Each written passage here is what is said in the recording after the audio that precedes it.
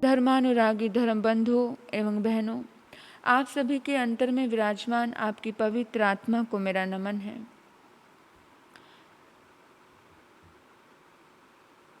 आहार दान सुपात्र दान होता है।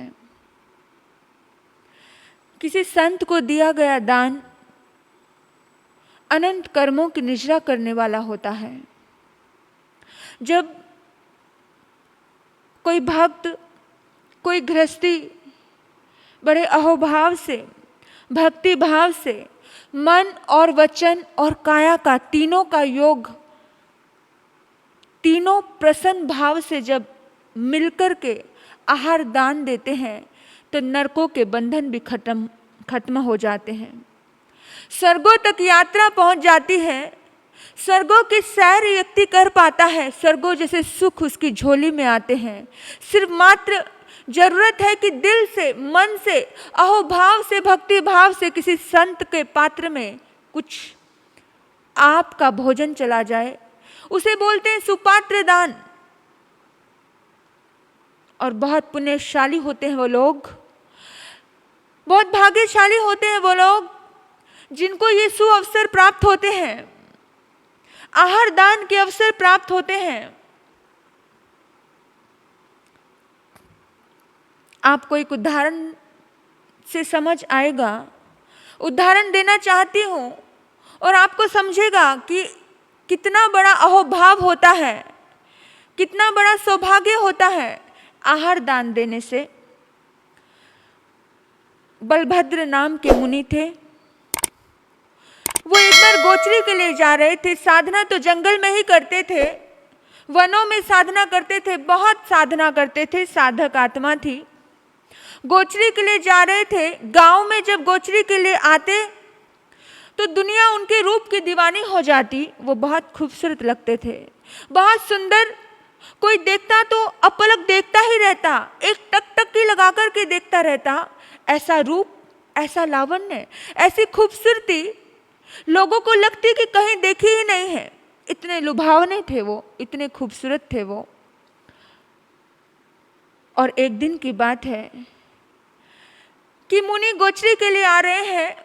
मुनि कुएं के साइड से आ रहे थे और कुएं पे कुछ बहनें पानी भर रही थी। और सभी की सभी बहनों के मन में एकदम से आया कि अरे बाप रे, इतनी खूबसूरती। पहली बार मुनि को देखा और अपलक देखते ही रह गए। और एक बहन तो पूरी तरह से भान भूल गई। उसका छोटा सा बच्चा कुएं पे खेल रहा था। वो बाल्टी पर डोर बांधने की बजाय अपने बच्चे के गले में डोर बांध ली और उस मुनि को देखती रही और उधर से उस बच्चे को कुएं में लटकाने लगी। एकदम से अचानक मुनि का ध्यान उस कुएं पे गया और उसने कहा, अरे बहन, ये क्या अनर्थ कर रही हो तुम? और एकदम से बहन की तंद्रा टूटी। बहन ने कहा, ओह माय गॉड, ये तो बहुत बड़ा अनर्थ हो जाता। उस दिन मुनि ने अपने आप से स्वयं से संकल्प किया कि आज के बाद मैं कभी भी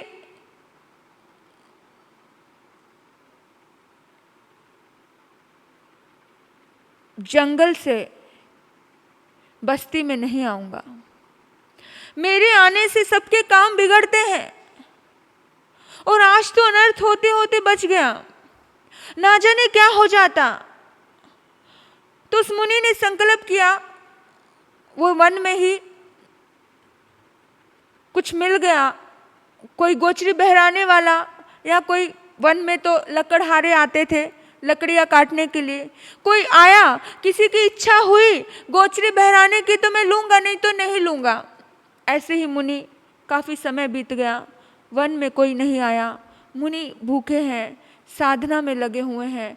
मुनि के भीतर में कोई गलानी नहीं है, कोई रोष नहीं है, कोई आक्रोश नहीं है। बहुत शांति से, समता भाव से मुनि अपना जीवन यापन कर रहे हैं कि क्या हुआ, आखिर तो ये शरीर नाशवान है, ये आत्मा अजर अमर है। इस आत्मा के लिए किस लिए दुखी होना, किस लिए रोना, किस लिए भटकना, इस आत्मा के लिए क्यों परेशान होना। वो यही सोचता रहा। यही चिंतन करते रहे और कुछ भी उसने कोई भी रिएक्शन नहीं किया। और एक दिन की बात है, एक हिरन, एक तिरंच ने उस मुनि को देखा। वो हिरन उस मुनि को देखते ही रहे और एकदम से उसे लगा कि ये आकृति कभी देखी है। उस मुनि के प्रति प्यार आने लगा, ये आकृति कहीं देखी है। ऐसा सोचते सोचते, चिंतन करते करते एकदम से उसको ख्याल आया, ओहो, मैं तो पूर्व जन्म में मुनि था, नियमों का पालन प्रॉपर रूप से नहीं कर पाया था, इसीलिए मैं तिरंच गति में जन्मा हूँ। तो उस हिरन को मन में सोचने लगा वह हिरन कि काश मैं कुछ अच्छा कर्म कर पाऊँ, आज मैं तिरंच गति में हूँ, काश मैं कुछ अच्छा कर्म कर पाऊँ। वो सोचता है और एकदम से वो ढूंढने निकलता है। वो सोचता है मुनि ने इतने टाइम से कुछ खाया नहीं है, मैं तो फल फूल घास वास खा कर के गुजारा कर लेता हूँ, तिरंच तो कुछ भी खा सकता है, लेकिन वो तो मुनि है, मुनि को तो प्रासुक आहार चाहिए है।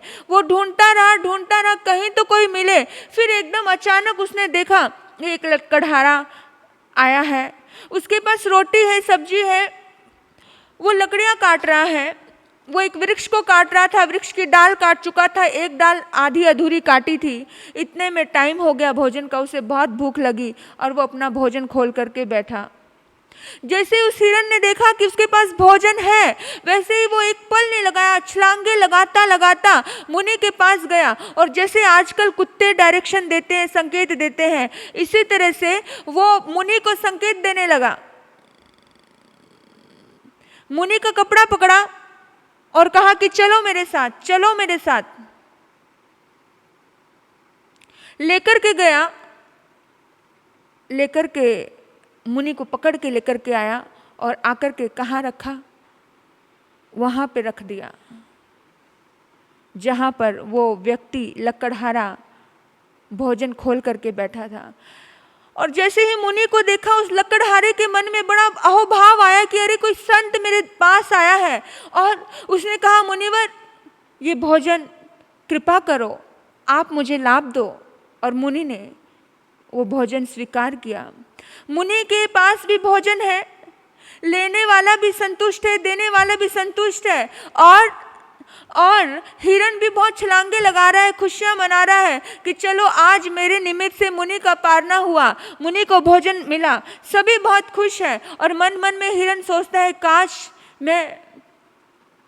मैं भी संत होता, काश मेरे अंदर भी भक्ति होती, काश मैं भी कुछ अलग कर पाता, कुछ साधना कर पाता, लेकिन मैं तिरंच हूँ। ये सोच रहे थे। तीनों उस वृक्ष के नीचे थे।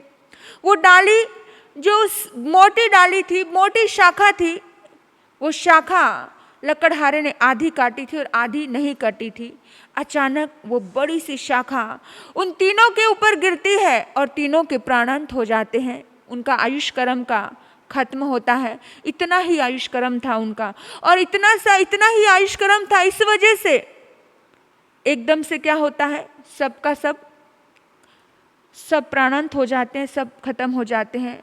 लेकिन बड़े भाव से उस व्यक्ति ने, लकड़हारे ने जो आहार दिया था, उस आहार देने की वजह से उसकी गति देवलोक की होती है। वो 5वें देवलोक में जन्म लेता है। उस मुनि ने वो बड़े भाव से, इतने दिनों से वो पारना किया था, खुशी खुशी वो पारना लेकर के, देने वाला भी और लेने वाला भी जब शांति और संतोष से लेता है तो दोनों का मोक्ष होता है। और जिसने निमित्त बना, जिसने दलाली कमाई, धर्म की दलाली, गोचरी की दलाली, वो भी देवलोक में जाता है।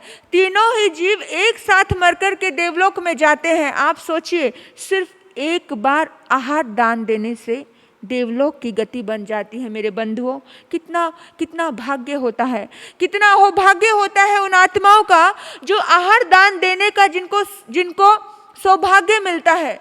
कोई भी संत हो, ये मत सोचना कि कोई तुम्हारे जानकार हैं, तो तुम उन्हें भर भर के देते हो, लेकिन कोई अनजान है और उन्हें तुम पूछते भी नहीं हो। ऐसा कभी मत सोचना, जानकार हो या अनजान हो, बड़े भक्ति भाव से आपको सिर्फ संत देखना है कि गुरु है हमारे, संत हैं, और संत के माध्यम से आपको अपनी निजता करने का अवसर मिलता है, धर्म दलाली कमाने का अवसर मिलता है। ये धर्म दलाली कभी भी खोना मत, बहुत सौभाग्य होता है। देवगति तक का बंद हो जाता है, नरकों के बंधन टूट जाते हैं। भगवान महावीर ने कहा था कि राजा सैनिक, तुम चाहते हो तुम्हारे नरक का बंधन टूट जाए तो एक बार अपनी कपिला दासी से आहार दान दिलवा दो, संतों से तुम्हारे नरक के बंधन टूट जाएंगे। तो आप सोचिए बंधुओं, विचार कीजिए, शुद्ध मन से किया हुआ आहार दान नरकों के बंधन भी तोड़ देता है और देवलोक के दरवाजे खोल देता है। तो आज के बाद जब भी कभी अवसर मिले, ये अवसर चूकना मत, बहुत सौभाग्य होगा आपका। कोई भी संत आ जाए, कैसा भी आ जाए, आप भोजन की थाली पे बैठो और केवल इतना ही भावना भाव, हे परमात्मा कोई अतिथि संविभाग करने का मुझे अवसर मिले, हे प्रभु मैं किसी संत को आहार दान देने का मुझे अवसर मिले। अभी कोई संत आए और मैं ये भोजन, अपना भोजन, मेरी थाली का भोजन मैं खाने से पहले कुछ संत को बहरा दूं। आप देखिए, जब वो भावनाएं आई थी, जो शुभ भाव आए थे किसके मन में, शालिभद्र के मन में, इतने उत्कृष्ट भावों से उसने एक खीर का दान दिया था। आप सभी को मालूम है कि खीर का दान आगे जाकर के कितनी वैभव, शालिभद्र जैसा रिद्धि समृद्धि किसी के पास नहीं आई, कितना वैभव था वो खीर, उसके लिए सब कुछ थी। जब इंसान अपना सब कुछ न्यौछावर कर देता है, तब इंसान की जिंदगी में एक ऐसा पुण्य प्रकट होता है जिस पुण्य के बराबर कोई खड़ा नहीं हो सकता। तो ऐसे हजारों उदाहरण हैं कि जब एक सेठ, धन्ना सेठ, जब मुनियों को पात्र में घी बहराता है तो घी का पात्र पूरा भर जाता है, तो भी वो एक ही चिंतन करता है, एक ही सोचता है कि मुनि जब तक मना नहीं करेंगे तब तक मैं घी बहराना रुकूंगा नहीं। मैं तो मुनि के पात्र में घी डाल रहा हूँ, मैं पात्र भर गया और वो पात्र का घी जमीन में जाने लगा और मुनि कहीं खो गए। लेकिन फिर भी वो सेठ, उस सेठ को एक बार भी मन में भावना नहीं आई कि अरे इतना घी वेस्ट चला गया। नहीं सोचा, बस शुद्ध मन से देते गए। वहीं पर ही देवलोक का बंद हो जाता है, वहीं पर ही केवल ज्ञान की अहो ज्ञानम की ध्वनियाँ होने लग जाती है। आप देखो, भगवान जब भी परमात्मा प्रभु महावीर पारना करते हैं, किसी के यहाँ पर आहार दान लेते हैं, उसी समय 5 प्रकार की वृष्टि होती है, अहो दानम की ध्वनियाँ होती हैं, देवदुंदुभी बजती है, सोने चांदी की वर्षा होती है। आप सोचिए कि भगवान जब तप करते हैं तब कभी वर्षा नहीं होती, लेकिन भगवान जब आहार लेते हैं तब वर्षा होती है सोने चांदी की। आहार दान का बहुत महत्व होता है। तब जब आप कुछ देते हो तो बहुत कुछ, एक अपूर्व समृद्धि, अपूर्व प्रेम का खजाना, अपूर्व मोहब्बत का खजाना, अपूर्व शांति का खजाना हमारी ज़िंदगी में प्रकट होता है। तो सभी आहार दान से कभी वंचित मत रहना। बहुत पुण्य उदय से कोई संत आपके द्वार पर आता है तो कभी भी कुछ भी हो जाए, आपकी अंतराय टूटती है तो संत को कभी खाली हाथ मत जाने देना। कुछ भी नहीं हो रसोई में, लेकिन शक्कर तो रहती है, तो इतना तो करना कि शक्कर तो दे देना। कभी भी ऋग्वेद तो यहाँ तक कहता है कि अगर कोई संत आपके द्वार से खाली चला गया तो घर का पूरा पुण्य लेकर के चला जाता है। और अगर कोई संत के पात्र में आपके द्वार से, आपके हाथों से कुछ बहराया जाता है तो संत अपना पुण्य उस घर में छोड़ करके जाता है। तो इतना ज़्यादा ऋग्वेद में बातें बताई है कि भी संत को आहार दान देने का कितना पुण्य है। तो ये किसी भी धर्म में है, हर धर्म में कुछ ना कुछ इस दान की महिमा को व्याख्यान किया गया है। तो इस को जो व्यक्ति समझता है वो व्यक्ति से देवलोक तो दूर नहीं है, उस व्यक्ति के अशुभ कर्म खत्म हो जाते हैं और उस व्यक्ति को एक ना एक दिन तो तीर्थंकर गोत्र का बंध भी हो जाता है। तीर्थंकर गोत्र का बंध कैसे होता है? आप सोचिए कि जब जब भी हम अपना सब कुछ समर्पित करते हैं, जब हम शुद्ध मन से देते हैं, तब भी तीर्थंकर गोत्र का बंध होता है। तो मेघ शांतिनाथ भगवान के जीव ने जब अपना सर्वस्व दिया था, अपना कुछ मांस दान देने की इच्छा हुई थी, तो उनको तीर्थंकर गोत्र का बंध हुआ। जब बाज और कबूतर की कहानी सबको पता है, लेकिन देने का भाव मैं कह रही हूँ कि जब उसने सोचा कि मुझे अपना कुछ देना है, जब अपना कुछ देने का भाव आता है तो बहुत सारे अशुभ कर्म खत्म होते हैं। तो जीव आत्मा परमात्मा तक बनने की ताकत रखती है जब भी। तो हमें और आपको सभी को एक ही चिंतन करना है कि अपना सर्वस्व देने का जब जब भी अवसर आएगा तो हम पीछे नहीं हटेंगे। इन्हीं शुभ भाव से आपने मुझे सुना, आपके भीतर बैठे परमात्मा तत्व को नमन करते हुए ओम शांति, ओम शांति।